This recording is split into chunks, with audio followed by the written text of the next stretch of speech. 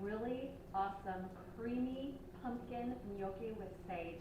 And it's going to be dairy-free. I love anything pumpkin. And of course, we're into pumpkin season now in the launch of fall. So I'm going to start this beautiful gnocchi with my chicken sausage. I have a couple chicken sausages here that I've cut up, and I'm putting them in my skillet with a bit of olive oil. Chicken sausages don't have a lot of fat, so the olive oil really helps just to kind of brown them and make sure they get where you need them to go. And then I'm going to use, you don't have to do this, but I had so many of these little cayenne peppers in my garden that I'm going to use this just to give it a little bit of heat. And I probably won't use, we'll probably use about half of it, because I don't want it to be overpoweringly hot, but a little bit of heat never hurt. And I'm just going to chop about 4 sage leaves and put those in here. They're very strong, so you have to use caution when you're adding sage because it's very, very hearty, robust flavor. And chicken sausage is nice and golden and caramelized at this point. I'm going to add in, oops, there come my flowers.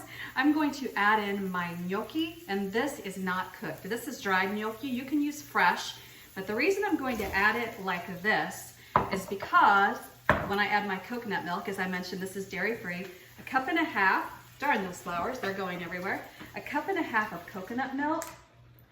The starch that's in the gnocchi, the potato, and the flour that makes gnocchi so wonderfully light and fluffy when you boil it, which is package directions, right, is actually going to help thicken this sauce. So I'm going to let them cook away in the sauce, and before I wrap it up and let them just simmer for a while, I'm going to add 1/2 cup of pumpkin puree. And then I really feel like all these flavors together recommended a great deal of pepper. So a nice amount of freshly ground pepper in there. And then I want some salt, and I'll taste for salt at the end because the chicken sausage can be quite salty. But I'm going to give this a thorough stir. And we're just gonna let it really blip away until the sauce is very, very thick and the gnocchi is cooked through, and it's going to be absolutely wonderful. The smells already coming from this kitchen are phenomenal. Look at this blipping away, and it really only took like 5 minutes. Once it came up to a simmer like this, I'm just gonna give myself a little taste. It is thickening up very nicely. The gnocchi are very well cooked.